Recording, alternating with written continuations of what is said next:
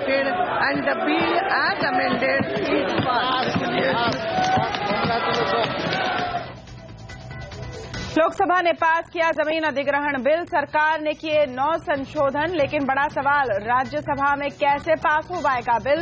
लोकसभा में शिवसेना ने वोटिंग में नहीं लिया हिस्सा। अलग से अमेंडमेंट किए हैं, संशोधन किया है, उनसे और पिक्चर क्लियर हुई है और उससे लगता है कि अब मेंबर्स के दिल में जो भ्रांतियां थी वो खत्म हुई। मुझे लगता है कि किसान ये राजनीति को समझेंगे, ये बिल से नए रोजगार निर्माण होंगे। सरकार को राज्यसभा में भी बिल पास होने की उम्मीद, लेकिन कांग्रेस ने फिर कहा किसी भी हालत में राज्यसभा में पास नहीं होने देंगे बिल। कांग्रेस का स्टैंड बहुत स्पष्ट है, हम इसका विरोध करेंगे। घर में रखी ज्वेलरी पर भी ब्याज मिलने का रास्ता हो सकता है साफ। गोल्ड मोनेटाइजेशन स्कीम में ज्वेलरी को शामिल करने की तैयारी, सीएनबीसी आवाज एक्सक्लूसिव। जब ये गोल्ड लॉस का विवरण आया था सरकार के सामने, तो प्रथम दृष्टया पाया गया कि इसमें कुछ बिंदु हैं जिस पर पुनर्विचार की आवश्यकता है। जेएसपीएल को सस्ते में मिले गारे पाल्मा 4-1 समेत 3 ब्लॉक की हो सकती है नीलामी। कोयला सचिव अनिल स्वरूप ने हमसे एक्सक्लूसिव बातचीत में कहा कि 2-3 दिन में फैसला संभव। दलाल स्ट्रीट में दूसरे दिन भी मुनाफा वसूली का दबाव। निफ्टी ने तोड़ा 8,700 का अहम स्तर। सेंसेक्स में भी 135 पॉइंट की गिरावट। मारुति का बड़ा रिकॉल, 33,000 ऑल्टो 800 और ऑल्टो K10 वापस की, दरवाजे में खराबी की शिकायत। वर्ल्ड कप में लगातार 5वीं जीत के साथ क्वार्टर फाइनल में पहुंचा भारत। शिखर धवन ने जड़ी सेंचुरी, रोहित शर्मा और कोहली के भी बल्ले चमके।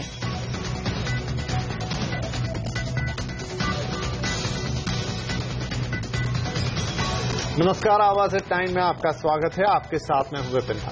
मैं हूं तमन्ना इनामदार दत्ता। आइए देखते हैं आज की दूसरी टॉप हेडलाइंस। तीसरी तिमाही में करंट अकाउंट डेफिसिट में आई कमी, पिछली तिमाही के 2% से घटकर 1.6% हुआ। ऑटो कंपनियों के लिए इस साल भी सुस्त रह सकती है बिक्री। सियाम ने वित्त वर्ष 2016 में पैसेंजर व्हीकल के लिए 10% से नीचे रखा ग्रोथ का अनुमान। आवाज की खास series make in India diaries में आज बात होगी ऑटो सेक्टर की। बताएंगे कैसे प्रधानमंत्री के सपने को सच करने के लिए ऑटो कंपनियों के हैं प्लान। अमीरों को एलपीजी में फिलहाल मिलती रहेगी सब्सिडी। वित्त राज्य मंत्री ने कहा सब्सिडी खत्म करने का कोई इरादा नहीं। आम आदमी पार्टी में घमासान तेज होने के आसार। पार्टी के 4 नेताओं के साझा बयान का कल प्रशांत भूषण देंगे जवाब। नेशनल एग्जीक्यूटिव की बैठक में दोनों नेताओं को दिखाया जा सकता है पार्टी से बाहर का रास्ता। और अमेरिका में लॉन्च हुआ एप्पल का मोस्ट अवेटेड स्मार्ट वॉच। $349 की वॉच की प्री बुकिंग 10 अप्रैल से शुरू। क्या है इसमें खास, हम बताएंगे आपको आगे। लेकिन सबसे पहले बात करेंगे जमीन अधिग्रहण बिल की। लंबी बहस के बाद आखिरकार जमीन अधिग्रहण बिल लोकसभा में पास हो गया। वैसे विपक्ष और अपने सहयोगी दलों के दबाव में सरकार ने बिल में 9 संशोधन भी किए, लेकिन वो विपक्ष को मना नहीं पाई। मोदी सरकार के लिए परेशानी की बात यह है कि उसके सहयोगी दल शिवसेना ने मतदान में हिस्सा नहीं लिया। वैसे सरकार ने किसानों की मंजूरी पर कोई बड़ा संशोधन नहीं किया है। वहीं सामाजिक असर के मामले में भी सरकार ने बदलाव नहीं किया है। जमीन अधिग्रहण बिल पर बातचीत करने के लिए हमारे साथ जुड़े अब हमारे ब्यूरो चीफ लक्ष्मण रॉय। लक्ष्मण, सरकार को लोकसभा में जो सफलता मिली है वो मानी जा रही थी कि मिल जाएगी, लेकिन अब मामला फंसेगा इनके लिए राज्यसभा में। जी बिल्कुल, आपने सही कहा कि जिस तरीके से लोकसभा में इस बिल को पारित कराया गया, लेकिन बिल पारित होने से पहले अंतिम वोटिंग से पहले विपक्ष वहां से वॉकआउट कर गया। तो अब असली चुनौती यहां पे राज्यसभा में आकर फंसेगी।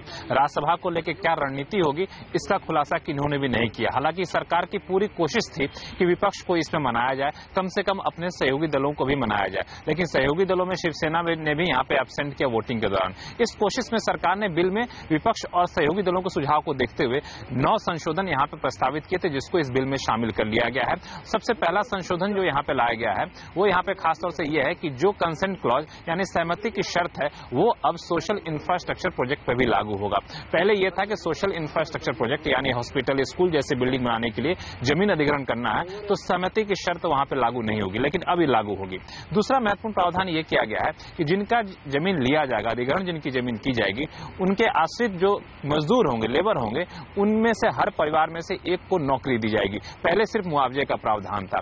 तीसरी बात यह की गई कि इंडस्ट्रियल कॉरिडोर की परिभाषा को लेकर के विपक्ष काफी हंगामा कर रहा था। तो यहाँ पे सरकार ने कहा कि इंडस्ट्रियल कॉरिडोर के तहत जो जमीन अधिग्रहण की जाएगी वो इंडस्ट्रियल कॉरिडोर के आसपास सिर्फ 1 किलोमीटर तक की जमीन अधिग्रहण की जाएगी।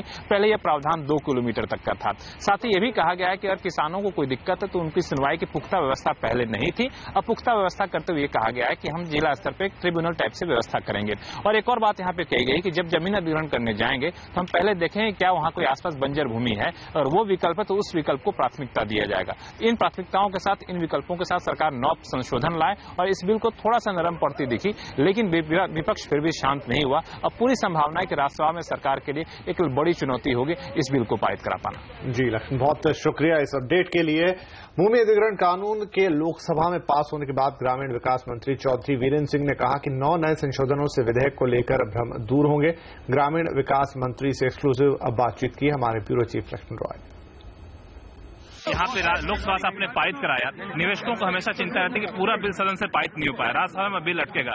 ये कैसे भरोसा दिलाएंगे कि राज्यसभा से बिल हम पास करा लेंगे या फिर दूसरा रास्ता क्या होगा आपका? भरोसा यही है कि प्रजातंत्र में जो भी लोगों के, किसान के, गरीब के, युवा के, महिलाओं के हक की जो बात है वो हमारा फर्ज है कि हम उसको लेके आएं और हाउस से ये कहें कि इनको पास कीजिए। इसका बड़ा भारी लाभ किसान को होगा और ये बातें मैं ये समझता हूं कि गुड सेंस वुड प्रिवेल और लगेगा कि बहुत बड़ी संख्या में जो लोग अभी तक ये फैसला नहीं कर सके थे कि हम साथ दें या ना दें, मुझे लगता है कि अब आज जो हमने 9 अलग से अमेंडमेंट किए हैं, संशोधन किया है, उनसे और पिक्चर क्लियर हुई है और उससे लगता है कि अब मेंबर्स के दिल में जो भ्रांतियां थी वो खत्म हुई। क्या गैर कांग्रेसी विपक्षी पार्टियों को आप मनाएंगे कि राज्यसभा में आपका समर्थन करें? हम सबको, गैर कांग्रेसी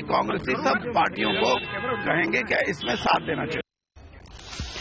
और लोकसभा में भूमि अधिग्रहण बिल पास होने के बाद गृह मंत्री राजनाथ सिंह ने कहा कि सरकार ने विधेयक में किसानों के हितों का पूरा ध्यान रखा है। जो कुछ करना हो करें, लेकिन मैं कह सकता हूं कि आज कुछ संशोधनों के साथ यह लैंड एक्विजिशन से संबंधित बिल आज यह सदन में पारित हुआ है। उसमें किसानों के हितों पर पूरी तरह से ध्यान इस सरकार ने दिया है और मैं आश्वस्त करना चाहता हूं कि देश के किसानों को भी उनके हितों को कम से कम हमारी सरकार किसी भी सूरत में चोट नहीं पहुंचने देगी। हम चाहते हैं कि इस देश के किसानों के हितों पर भी चोट न पहुंचे और साथ ही साथ इस देश का विकास भी किसी भी सूरत में बाधित न हो। ये दुगली राजनीति है और इस प्रकार की राजनीति देश के हित के लिए ठीक नहीं है। उनकी राज्य सरकार एक बात कह रही थी और वो यहाँ दूसरी बात कह रहे थे। मुझे लगता है कि किसान ये राजनीति को समझेंगे। ये बिल से नए रोजगार निर्माण होंगे, किसानों के युवाओं को निश्चित रूप से रोजगार मिलेगा। लोकसभा में लैंड बिल का जोरदार विरोध करने वाली कांग्रेस के रुख में कोई बदलाव नहीं आया है। पार्टी के नेता कमलनाथ ने कहा कि पार्टी राज्यसभा में भी इस विधेयक का विरोध करेगी। कांग्रेस का स्टैंड बहुत स्पष्ट है, हम इसका विरोध करेंगे क्योंकि ये किसानों के हक के न्याय का बहुत इनजस्टिस है और हम इसका राज्यसभा में भी विरोध करेंगे। ऐसे में 2 प्रमुख व्यवस्था उसमें की गई थी, एक कंसेंट क्लॉज था और दूसरा सोशल इंपैक्ट क्लॉज था। सोशल इंपैक्ट असेसमेंट की बात एक्सेप्ट नहीं कर रहे हैं और कंसेंट क्लॉज की बात एक्सेप्ट नहीं कर रहे। और तीसरी महत्वपूर्ण बात जो इरिगेटेड लैंड, जो मल्टी क्रॉप लैंड की बात है या फिर जो ऐसी खेती जिसपे फसल उगती हो, ये तीनों चीजों पे जब तक सरकार झुकती नहीं है और अपने अमेंडमेंट को वापस नहीं लेती है तो लोकसभा में अपने बहुमत के आधार पर विपक्ष को रौंद के वो बढ़ सकते हैं आगे, लेकिन राज्यसभा में उनको झुकना पड़ेगा, गिरना पड़ेगा, टूटना पड़ेगा। उधर सरकार को राज्यसभा में आज एक झटका लगा है। Mines and mineral development and regulation यानी MMDR बिल राज्यसभा में अटक गई है। विपक्ष ने इस बिल को सिलेक्ट कमेटी के पास भेजने के लिए मजबूर कर दिया सरकार को, जबकि इस बिल को लेकर जमीन अधिग्रहण बिल जैसा कोई विरोध भी नहीं था। इस पूरे मुद्दे पर बातचीत करने के लिए हमारे साथ अब जुड़े हैं CNBC आवाज के प्रधान संपादक संजय पुगलिया। संजय जी, लोकसभा में जैसा कि एक्सपेक्टेड था ये बिल जमीन अधिग्रहण बिल पास तो हो चुके हैं, लेकिन क्या असली चैलेंज अब आएगी राज्यसभा में? बिल्कुल, हमारी जानकारी के मुताबिक बीजेपी और उनके फ्लोर मैनेजर्स बड़ी कोशिश कर रहे हैं कि राज्यसभा में कांग्रेस को एक तो नरम करने की कोशिश करें, लेकिन बाकी सब लोगों को अपने साथ ले सकें। संभव है कि कुछ और अमेंडमेंट को राज्यसभा में स्वीकार करके जहां विपक्ष भी अपने लिए एक तरह की जीत का क्लेम कर सके, वहां पर भी थोड़ा गिव एंड टेक करने की कोशिश करें। दरअसल पूरी सरकार गरीबी और ग्रोथ दोनों के नारे के बजाय गरीबी बनाम ग्रोथ के नारे में फंस गई है, और यही अपोजिशन की रणनीति है कि इसको गरीब विरोधी कदम बता करके कैसे पेंट किया जाए। तो अभी हमने सुना कमलनाथ की जो जुबान है या संजय निरुपम की जो जुबान है वो यही है कि किसी भी तरीके से इनको प्रो बिजनेस और एंटी पुअर पेंट किया जा सके। तो मोदी सरकार के लिए सबसे बड़ी चुनौती यह है कि राज्यसभा में ये बिल पास करवाए, पास न हो तो कम से कम रिजेक्शन का फैसला करवा ले, न कि कमिटी मैकेनिज्म में जा करके 6 महीने के लिए फंस जाए। क्योंकि अगर ज्वाइंट सेशन बुला करके पास कराने की रणनीति है तो इस बिल का जल्दी से राज्यसभा में एक निर्णय आना जरूरी है, और अपोजिशन की ये स्ट्रेटजी हो सकती है कि यहां पर फैसला करने में देर हो, ताकि बीजेपी के सामने ये मुसीबत खड़ी हो कि जैसा आपने एक समा बांधा था कि आप आओगे और तुरंत काम कर लोगे, वो नहीं हो पाएगा। तो राज्यसभा से पास करवाना और या कहिए कम से कम फैसला करवाना, ये सबसे बड़ी चुनौती अब बीजेपी के सामने खड़ी हो जाएगी लोकसभा से ये बिल पास होने के बाद। जी संजय जी, बहुत शुक्रिया हमसे बातचीत करने के लिए। और यहाँ वक्त हुआ एक छोटे से ब्रेक का। ब्रेक के बाद अब अपने घर में रखे गहनों से कीजिए कमाई, गोल्ड मोनेटाइजेशन की स्कीम में मिलेगा मौका।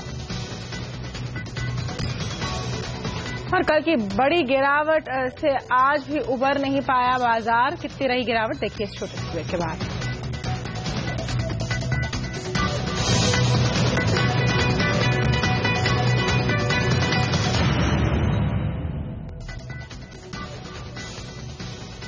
गोल्ड मोनेटाइजेशन स्कीम को सफल बनाने के लिए सरकार इसमें बड़े फेरबदल कर सकती है। हमें एक्सक्लूसिव जानकारी मिली है कि इस स्कीम में अब ज्वेलरी को भी शामिल किया जा सकता है, जिसका सीधा सा मतलब है कि आप अगर चाहें तो अपने घर में रखे गहनों पर भी ब्याज की कमाई कर सकते हैं।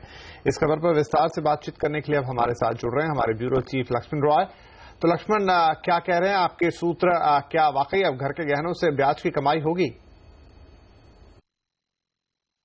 इस गोल्ड मोनेटाइजेशन स्कीम की सबसे अहम बात ये रहने वाली है, जो हमें वित्त मंत्रालय के सूत्रों से पता चला है, वो ये कि इस स्कीम के तहत आम आदमी अपने पास जो सोने का गहना रखा हुआ है, उन सोने के गहनों को भी जमा करा सकेगा बैंक में, और उस सोने के गहने जमा कराने के एवज में उनको एक सर्टिफिकेट दिया जाएगा, और वो सर्टिफिकेट के आधार पर जब भी वो चाहेंगे बैंक से वापस सोना लेना, वो सोना या फिर सोने की बराबर की रकम उनको मिल जाएगी। तो अब तक ये बड़ी भ्रांति थी, ये चर्चा थी कि शायद सरकार सोने की ज्वेलरी को बाहर कर दे इस मोनेटाइजेशन स्कीम से, लेकिन अब ये लगभग साफ होता दिख रहा है वित्त मंत्रालय के सूत्रों के हवाले से कि सरकार इसको शामिल करेगी इस स्कीम में। इसके पीछे मकसद ये है कि अगर सरकार मोनेटाइजेशन स्कीम से गोल्ड ज्वेलरी को बाहर रखती है तो करीब 70% सोना जो लोगों के पास है वो सरकार प्रोडक्टिव इन्वेस्टमेंट के तौर पर नहीं ला पाएगी, जो कि स्कीम की पूरी तरह से विफलता कही जा सकती है। यही वजह है कि सरकार का मानना है कि हर हाल में गोल्ड मोनेटाइजेशन स्कीम के तहत गोल्ड ज्वेलरी को भी शामिल किया जाएगा, और इसका फायदा ये होगा आम लोगों के लिए कि आप ज्वेलरी रखेंगे तो आपको गोल्ड की कीमत बढ़ने के साथ साथ आपको एक तय रिटर्न भी दिया जाएगा, तय ब्याज भी दिया जाएगा। तो ये काफी अच्छी खबर निकल कर आ रही गोल्ड ज्वेलर्स के लिए और लोगों के पास जिनके पास गोल्ड ज्वेलरी है। इस स्कीम के तहत दूसरा प्रावधान बुलियन बैंक बनाने का ही प्रस्ताव है, इस पर विचार किया जा रहा है। बैंकों को CRR में 30% तक हिस्सा गोल्ड रखने की छूट दी जा सकती है, इस पर विचार किया जा रहा है। इस पूरे मुद्दे पर यहाँ पे वित्त मंत्रालय के अधिकारी, रिजर्व बैंक के अधिकारियों की भी चर्चा हो चुकी है, यहाँ तक कि प्रधानमंत्री कार्यालय से सलाह मशवरा किया जा चुका है, और माना जा रहा है कि मई के आखिरी हफ्ते तक इस स्कीम की गाइडलाइंस का औपचारिक ऐलान कर दिया जाएगा। शुक्रिया लक्ष्मण, सारी डिटेल्स के लिए। और सरकार 3 कोल ब्लॉक्स की दोबारा नीलामी कर सकती है, इस बात के संकेत खुद कोयला सचिव अनिल स्वरूप ने दिए हैं। सीएनबीसी आवास एक्सक्लूसिव बातचीत में उन्होंने कहा कि सरकार के पास 3 कोल ब्लॉक समीक्षा के लिए भेजे गए हैं। इनमें जिंदल और बाल्को को मिले कोल ब्लॉक्स भी शामिल है। कोयला सचिव अनिल स्वरूप से एक्सक्लूसिव बातचीत की हमारी संवाददाता दीपाली नंदा ने। तो सरकार की तरफ से लगातार ये कोशिश की जा रही है कि पहले दिन से ही जब से ये कोल ऑक्शन शुरू हुआ है ट्रांसपेरेंसी बढ़ती जाए और किसी भी तरीके की शिकायत किसी भी स्टेक होल्डर को ना हो। लेकिन अब जो खबर आ रही है कि 3 कोल ब्लॉक्स को री एग्जामिन के लिए बोला गया है, क्या वजह है और ये कौन से कोल ब्लॉक्स हैं? ये ट्रांसपेरेंसी का ही एक अंग है। जब ये कोल ब्लॉक्स का विवरण आया था सरकार के सामने, तो प्रथम दृष्टया पाया गया कि इसमें कुछ बिंदु हैं जिसपे पुनर्विचार की आवश्यकता है, पुनर्एग्जामिनेशन की आवश्यकता है। इसी दृष्टिकोण से नॉमिनेटेड अथॉरिटी से अनुरोध किया गया था कि आप इस पर अपनी टिप्पणी दें। वो टिप्पणी हमें प्राप्त हो गई है और अब उसका परीक्षण शासन स्तर पर हो रहा है और अगले 2-3 दिन में इसमें निर्णय ले लिया जाएगा। सर, ऐसा भी एक ऑप्शन आ सकता है कि दोबारा से री ऑक्शन किया जाए, जो एक बार फिर से ये किया जाए? इस संदर्भ में अभी कुछ कहना उचित नहीं होगा। जब भी अंतिम निर्णय लिया जाएगा, समस्त बिंदुओं को विचार करते हुए अंतिम निर्णय लिया जाएगा। सर, आपसे ये भी जानना चाहेंगे कि चूंकि कोल ऑक्शन पर पूरे देश भर की नजर टिकी हुई है और अभी अंतिम चरण में अपने आ चुका है, अभी आगे का प्रोसेस किस तरह से होगा? एक कोल ब्लॉक है जिस पर अभी भी ऑक्शन होना बाकी है, उस पर क्या आपके? जिन ब्लॉक्स को हमें ऑक्शन करना था उसमें सिर्फ एक कोल ब्लॉक ऐसा है जिसपे जो उच्च न्यायालय का निर्णय होगा उसके अनुरूप कार्रवाई की जाएगी। ये कदाचित निर्णय हमें थर्सडे तक प्राप्त हो जाएगा। अगर प्राप्त होता है तो फ्राइडे को नीलामी होगी, अन्यथा इसमें नीलामी नहीं होगी।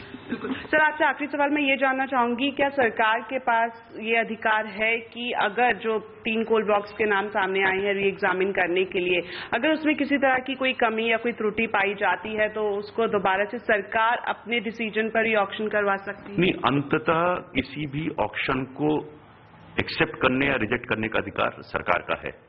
नॉमिनेटेड अथॉरिटी सिर्फ अपना विवरण यहां भेजता है सरकार के पास और अंततः निर्णय सरकार द्वारा लिया जाना है। सरकार ने अभी उन 3 प्रकरणों में निर्णय नहीं लिया है, जो परीक्षण होकर रिपोर्ट आई है उसका परीक्षण करके फिर निर्णय लिया जाएगा।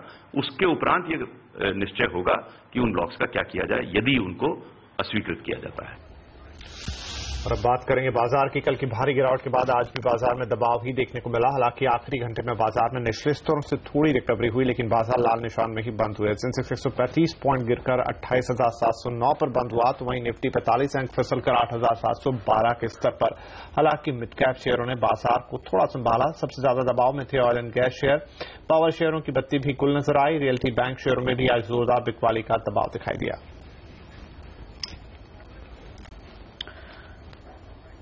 और तीसरी तिमाही में कम हुआ करंट अकाउंट डेफिसिट, कितनी मिली है राहत, देखेंगे इस ब्रेक के बाद। और क्या आपके पास भी मारुति की कोई कार है तो ब्रेक के बाद जरूर देखिए मारुति ने क्यों रिकॉल की हैं 30,000 कारें।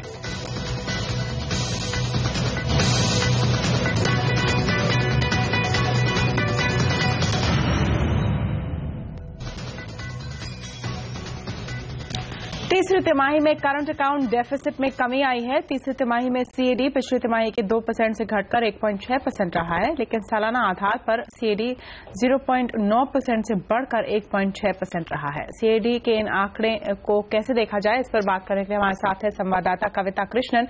कविता, तिमाही दर तिमाही के आधार पर सीएडी में कमी आई है, लेकिन ईयर ऑन ईयर देखें तो सीएडी बढ़ गया है, इसके क्या कारण रहे हैं? काफी पॉजिटिव पिक्चर दे रहा है आरबीआई का बैलेंस ऑफ पेमेंट्स डेटा। सबसे बड़ी बात ये कि करंट अकाउंट डेफिसिट या कैड जो है घट गया है तीसरे तिमाही में। जीडीपी के 2% से घटकर ये 1.6 यानी 1.6% पर आया है, जो कि आरबीआई के कंफर्ट जोन में है। लेकिन सालाना तौर पर देखें तो करंट अकाउंट डेफिसिट जो है 2 गुना बढ़ गया है, क्योंकि पिछले साल इस वक्त कैड 0.9% पर था। सर्विसेज एक्सपोर्ट्स में बढ़ोतरी के चलते कैड में ये सुधार देखने को मिला है। ट्रेड डेफिसिट की बात करें तो यहां पर कुछ परेशानी देखने को मिली है। तीसरी तिमाही में एक्सपोर्ट्स घटने के चलते ट्रेड डेफिसिट में बढ़ोतरी हुई है। इस दौरान एक्सपोर्ट्स में 7.3% की कमी आई है, और अगर हम सालाना तौर पर देखें तो भी एक्सपोर्ट्स जो है 1% से घटी है। तीसरे तिमाही में फॉरेन डायरेक्ट इन्वेस्टमेंट या FDI और फॉरेन पोर्टफोलियो इन्वेस्टमेंट्स में भी कमी आया है, लेकिन बैंकों की तरफ से रिपैट्रिएशन बढ़ा है, जिस वजह से फॉरेन रिजर्व्स पर बहुत ज्यादा असर देखने को नहीं मिला है। बल्कि तीसरे तिमाही में आप देखें तो हमारे विदेशी रिजर्व जो है 1320 करोड़ डॉलर से बड़ी है, जो कि पिछले तिमाही से 2 गुना ज्यादा है। जी शुक्रिया।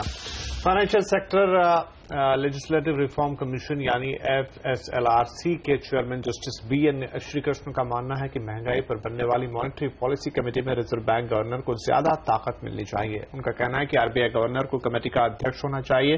जरूरत पड़ने पर रिजर्व बैंक गवर्नर को वीटो का अधिकार भी होना चाहिए। It should be chaired by the Reserve Bank Governor, and the committee should have a majority of non-governmental, non-RBI persons, namely persons who are independent and who are from the field, who are known experts in the field, with a right of veto to the governor. The governor could exercise it. The governor was, we have said, should normally follow the majority resolution. If for any reason he wants to disagree, then he must put in a dissenting note, give strong reasons why he wants to do it, and put it forward before the government and parliament and say this is why we want to disagree. Maruti Suzuki ने करीब 33,100 गाड़ियां recall की है। इसमें 19,780 Alto 800 हैं और 13,318 Alto K10 गाड़ियां शामिल हैं। 8 दिसंबर 2014 से 18 फरवरी 2015 के बीच बनी इन कारों को रिकॉल किया गया है। कारों के दाएं तरफ के दरवाजे में लैच असेंबली में कोई गड़बड़ी पाई गई है, जिसे कंपनी फिक्स करेगी। कंपनी का कहना है कि डीलर ग्राहकों से संपर्क करके फ्री में जरूरी रिप्लेसमेंट करेंगे। मारुति सुजुकी इससे पहले दिसंबर में क्लच में खराबी के कारण 3,796 सियाज कारों को रिकॉल कर चुकी है। ऑटो कंपनियों के लिए आगे आने वाले दिन भी अच्छे नहीं लग रहे हैं। ऑटो संगठन CIAM के मुताबिक वित्त वर्ष 2015 में ग्रोथ 10% से नीचे ही रहेगी। हालांकि टू व्हीलर ग्रोथ अगले साल तक 20% पर पहुंच सकती है। फरवरी में ऑटो बिक्री के मिले जुले आंकड़े रहे हैं, जहां कमर्शियल व्हीकल्स पैसेंजर कार बिक्री में बढ़त दर्ज की गई है, वहीं टू व्हीलर की बिक्री 1% घटी है। लेकिन ऑटो सेक्टर से बदल सकते हैं देश की तकदीर। मेक इन इंडिया डायरी में खास रिपोर्ट इस ब्रेक के बाद।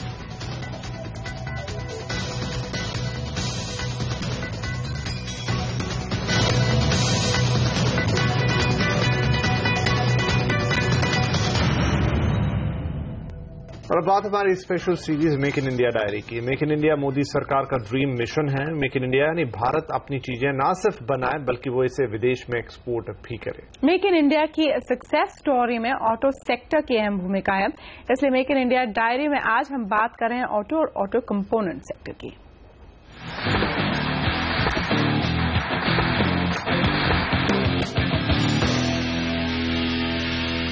कंपनीज कितनी ज्यादा मेक इन इंडिया को सीरियसली ले रही है, इसकी पड़ताल करने के लिए CNBC आवाज लेकर आया है मेक इन इंडिया डायरी, जहां पर हम ये पता करने की कोशिश करेंगे कि कंपनीज मेक इन इंडिया के बारे में कितनी ज्यादा पॉजिटिव है।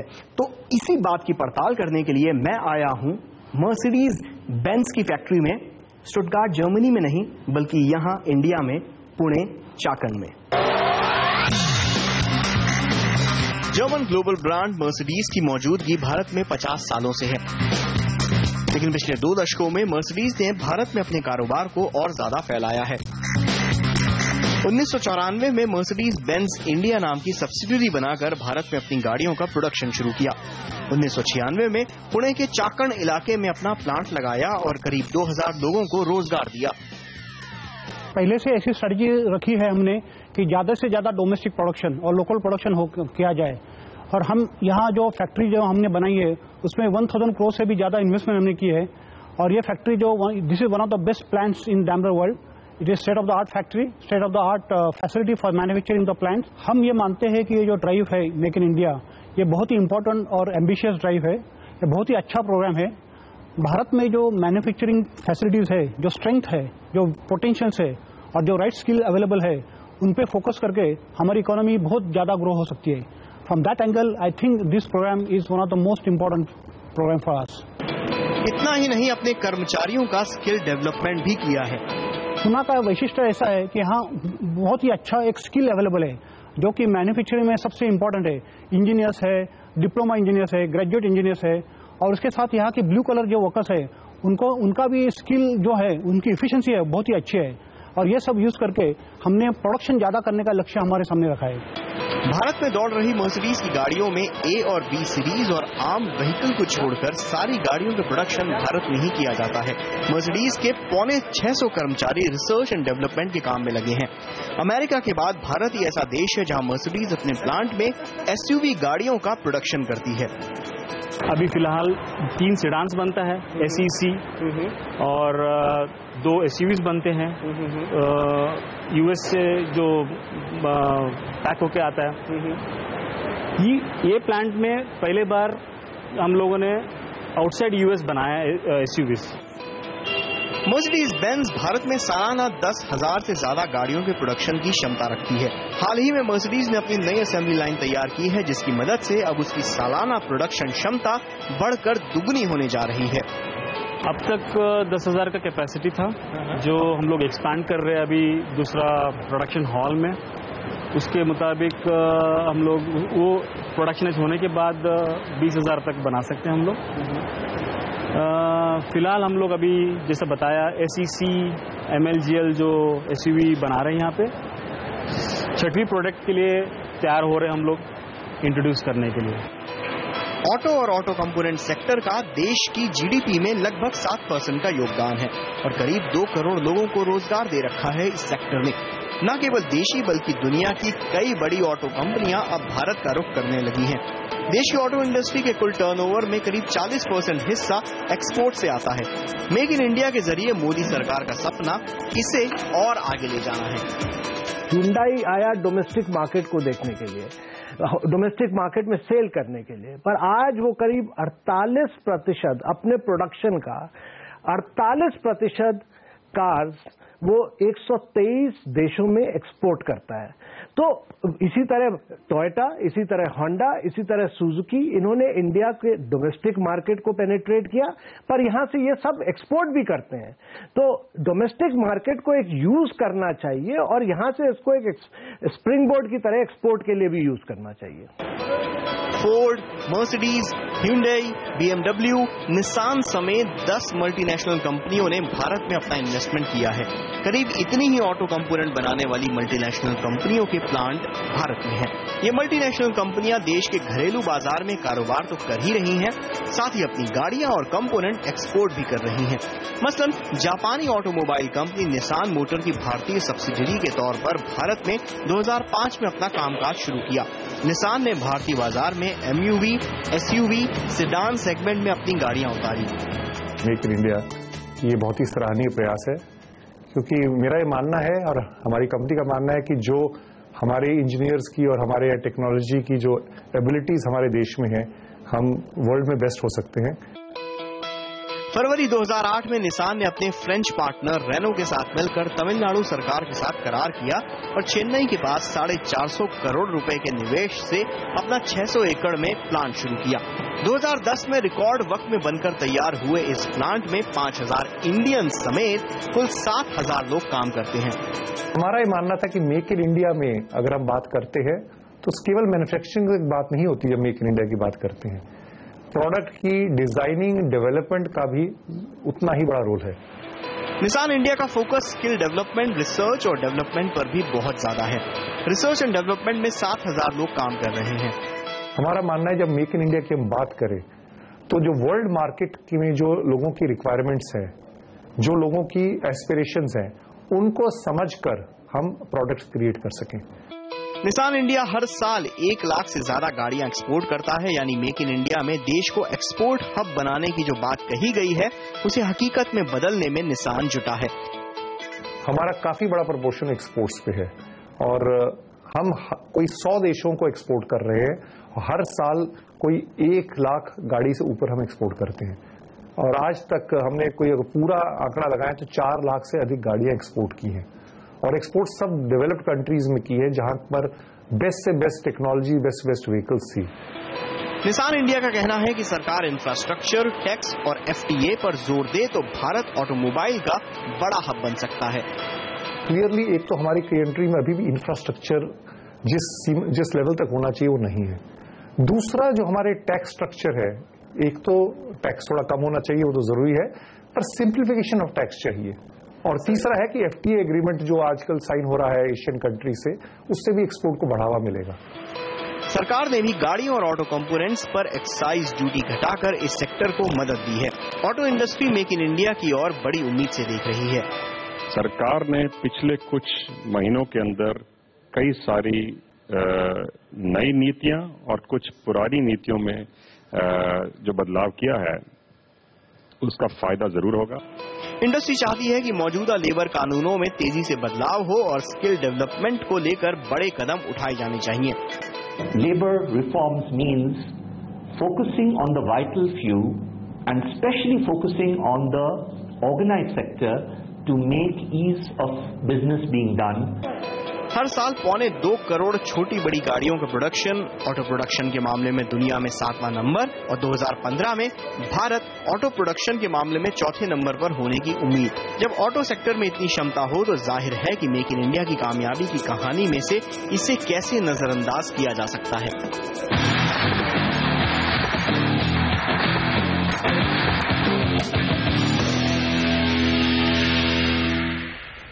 और स्पेक्ट्रम ऑक्शन से हो रही है सरकार की बम्पर कमाई। अब तक कमाए 92,000 करोड़। हाईवे बनाने वाली कंपनियों के लिए सरकार ने शुरू किया पोर्टल, एक जगह से खरीद सकेंगे सारी निर्माण सामग्री। ये भी देखिए इस ब्रेक के बाद।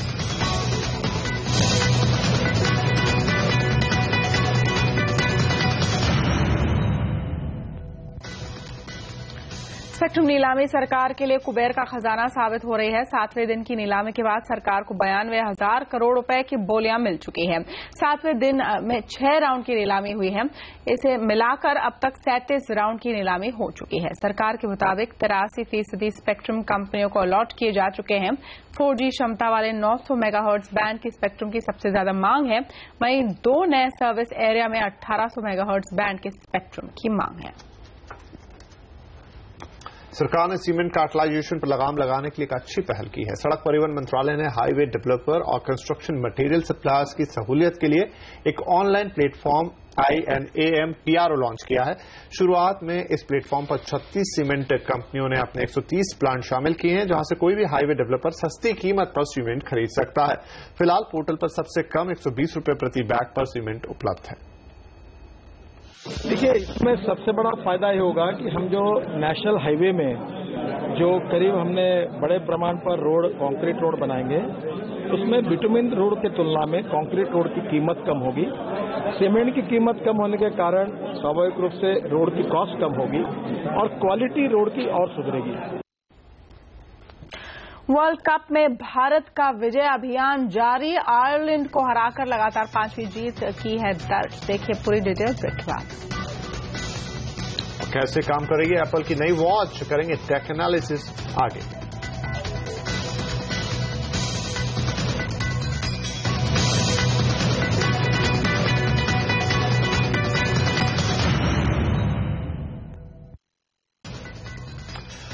और अब बात क्रिकेट वर्ल्ड कप की, जहां टीम इंडिया का धुआंधार प्रदर्शन लगातार जारी है।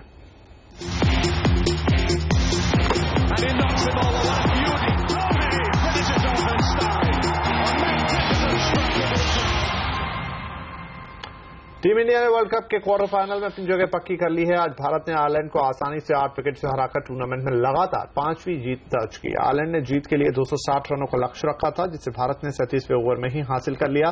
भारत की ओपनिंग जोड़ी ने आज 174 रन जोड़कर जीत की नींव रखी। शिखर धवन ने शानदार शतक जमाया, वहीं रोहित शर्मा ने 64 रनों की शानदार पारी खेली। इसके बाद विराट कोहली ने भी 44 रन बनाया और विजय शॉट भी उन्हीं के बल्ले से निकला। और आज से लगभग 1 महीने बाद एप्पल की एप्पल वॉच बिकने लगेगी। कैसी है ये एप्पल वॉच, इसका फर्स्ट इंप्रेशन रिपोर्ट दे रहे हैं हमारे टेक गुरु अभिषेक ताला। एप्पल ने एप्पल वॉच को लॉन्च करके सालों बाद किसी नई प्रोडक्ट कैटेगरी में अपनी एंट्री की है। टू बी प्रिसाइज, साल 2010 में एप्पल ने आईपैड लॉन्च करके दुनिया को उसका पहला टैबलेट कंप्यूटर दिया था, जिसका नाम था आईपैड। अब उसके 5 साल बाद एप्पल वॉच लेकर आया है। 5 साल, जी हां, 2010 से 2015, इन 5 सालों में एप्पल के इंजीनियर्स ने स्मार्ट वॉच को रीडिजाइन किया है, उसे नए तरीके से इनोवेट किया है। तो एप्पल वॉच के क्या है की फीचर्स, सबसे पहले उस पर नजर डालिए।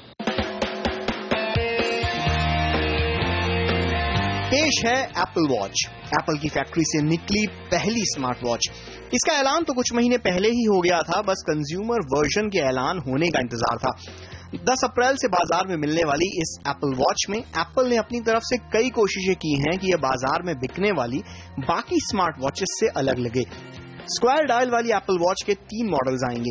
इस खूबसूरत स्मार्ट वॉच को बनाने में जिन मटेरियल्स का इस्तेमाल किया गया है वो ज्यादातर महंगी घड़ियों को बनाने में ही काम आते हैं। एप्पल वॉच के 3 अलग अलग मॉडल्स को polished alloy, stainless steel, anodized aluminium और 18 कैरेट गोल्ड जैसे मटेरियल से बनाया गया है। 3 एडिशंस में आने वाली एप्पल वॉच 6 अलग अलग स्ट्रैप ऑप्शंस में भी आएगी। एप्पल वॉच 3 मॉडल्स में आएगी, Apple Watch Sport, Apple Watch Edition और एप्पल वॉच कलेक्शन। अब यहां पर एप्पल वॉच स्पोर्ट जो है उसमें उसकी स्क्रीन जो रेटिना डिस्प्ले है उसके ऊपर आयरन एक्स ग्लास प्रोटेक्शन दिया गया है, और जो बाकी के जो 2 मॉडल हैं एप्पल वॉच कलेक्शन और एप्पल वॉच एडिशन, इसमें सफायर क्रिस्टल से, सफायर ग्लास से स्क्रीन को प्रोटेक्ट किया गया है। अब यहां पर एक बात मैं जोड़ना चाहता हूं, जो सफायर ग्लास है वो दुनिया के सबसे मजबूत कंपोनेंट्स में से एक है, एंड उसके ऊपर स्क्रैच लगा पाना तो ऑलमोस्ट इम्पॉसिबल है। एप्पल वॉच का हार्डवेयर जितना इंप्रेसिव है उतना ही इसका सॉफ्टवेयर भी है। एप्पल ने वॉच की छोटी स्क्रीन के हिसाब से पूरा यूजर इंटरफेस डिजाइन किया है। किसी भी घड़ी का एक बेहद जरूरी हिस्सा उसका क्राउन या चाबी होती है, जिससे टाइम सेट किया जाता है। एप्पल वॉच में इस क्राउन को बदलकर बना दिया गया है डिजिटल क्राउन, जिसकी मदद से इसके नए यूजर इंटरफेस को एक्सप्लोर किया जा सकता है। एप्पल वॉच में ढेरों फेसेस दिए गए हैं, जिससे हर दिन आप अपनी पसंद के हिसाब से वॉच का लुक एंड फील बदल सकते हैं। घड़ी के अलावा भी एप्पल वॉच कई काम करने के काबिल है। इसकी मदद से आप SMS, ईमेल्स पढ़ और भेज सकते हैं, कॉल्स रिसीव कर सकते हैं, अपने करीबियों को अपने दिल की धड़कन सुना सकते हैं, अपनी फिटनेस ट्रैक कर सकते हैं और सीरी को वॉइस कमांड्स देकर नेविगेशन भी कर सकते हैं। एप्पल वॉच में खास तरह का टैप्टिक इंजन लगाया गया है, जो कोई भी नोटिफिकेशन आने पर आपकी कलाई पर हल्के से टैप करता है। कनेक्टिविटी के तौर पर एप्पल वॉच में ब्लूटूथ 4.0, NFC या near field communications, wireless charging जैसे फीचर्स दिए गए हैं। इसके साथ ही इसमें एप्पल पे भी दिया गया है, जो एप्पल का अपना खुद का पेमेंट गेटवे है, जिसकी मदद से आप ट्रांजैक्शंस कर सकते हैं एप्पल वॉच की मदद से। एप्पल पे की मदद से आपको क्रेडिट कार्ड्स लेकर घूमने की जरूरत नहीं। फिटनेस को ट्रैक करने के लिए एप्पल वॉच के बैक पैनल पर, जो आपकी कलाई से हमेशा चिपका रहता है, वहां हार्ट रेट सेंसर दिया गया है। इसकी मदद से आपके दिल की एक एक धड़कन का हिसाब किताब एप्पल वॉच के पास रहेगा। इसके अलावा एक्सीलरोमीटर, GPS जैसे फीचर्स आपकी फिटनेस एक्टिविटीज को ट्रैक करने के काम आएंगे। एप्पल वॉच आईफोन 5 और उसके आगे के सभी आईफोन्स के साथ कंपैटिबल होगी। एप्पल वॉच स्पोर्ट की कीमत शुरू होगी करीब 21,000 रुपए से। एप्पल वॉच कलेक्शन की कीमत शुरू होगी करीब 34,000 रुपए से, और 18 कैरेट गोल्ड वाली एप्पल वॉच एडिशन की कीमत 6.25 लाख रुपए से शुरू होगी। एप्पल का दावा है कि एप्पल वॉच 18 घंटे तक आपका साथ दे देगी। सिर्फ 18 घंटे? बॉस, ये जो फर्स्ट जनरेशन या सेकंड जनरेशन स्मार्ट वॉचेज हैं, फिर चाहे वो किसी भी कंपनी की, एप्पल, सैमसंग, मोटोरोला, LG, किसी भी कंपनी की हो, सबसे बड़ी प्रॉब्लम ये है कि बैटरी लाइफ इतनी घटिया है, इतनी बेकार है कि हर 1.5 से 2 दिन में आपको बैटरी उसकी चार्ज करनी पड़ेगी। ये सारी कंपनीज हम कंज्यूमर्स को लुभा रही हैं कि आप हमारी स्मार्ट वॉच लीजिए और आपकी लाइफ आसान हो जाएगी। लाइफ आसान हो जाएगी किस सेंस में? बिकॉज आपकी हर एक स्मार्ट वॉच की बैटरी लाइफ होगी, 1.5 से 2 दिन में उसे चार्ज करना पड़ेगा, उसका चार्जर अलग होगा, केबल अलग होगा। मतलब मैं अपने रोज में ऑफिस से घर, घर से ऑफिस जाने के लिए मैं अपने स्मार्टफोन का चार्जर कैरी करूं, मैं अपने लैपटॉप का चार्जर कैरी करूं, मैं अपने टैबलेट का चार्जर कैरी करूं, और अब आप मुझे कह रहे हैं कि मेरी लाइफ आसान होगी अपने वॉच का चार्जर भी कैरी करने के लिए। मेरी ये जो वॉच है जिसे मैं रोज इस्तेमाल करता हूं, एक बार बैटरी डाली 6 महीने से साल भर तक बैटरी की टेंशन लेने की जरूरत नहीं। ये होती है लाइफ आसान करना, ना कि आप एक और वायर, एक और चार्जर अपने बैग में ठूस कर जाएं और अपनी लाइफ में वायर्स के जंजाल को एकदम घिर जाएं वायर्स के जंजाल से। तो मैं तो यही कहूंगा कि स्मार्ट वॉचेस अभी काफी नेसेंट स्टेज में है, बहुत अर्ली स्टेज में है। तो अगर आप उन हार्डकोर गीक्स में से हैं, चुनिंदा 0.00001% में से एक है जिन्हें एक टेक्नोलॉजी को अर्ली एडॉप्ट करने की आदत है, तो आप एप्पल वॉच या बाकी और किसी भी स्मार्ट वॉच को एडॉप्ट कीजिए। नहीं तो भैया अभी थोड़ा इंतजार कीजिए इसकी 3rd, 4th, 5th जनरेशन तक, तब शायद इसकी बैटरी लाइफ भी अच्छी हो जाएगी और ढेर सारे फीचर्स आ जाएंगे। तब इसमें पैसा इन्वेस्ट करना ज्यादा समझदारी का फैसला होगा, अभी तो बिल्कुल भी नहीं है। अभिषेक तेलंग, मुंबई। तो फिर अभिषेक को चार्जर्स के आइडिया से इतना गुस्सा है कि उसने कहा कि आपको चार्ज करने पड़ेगा, वो दिक्कत है।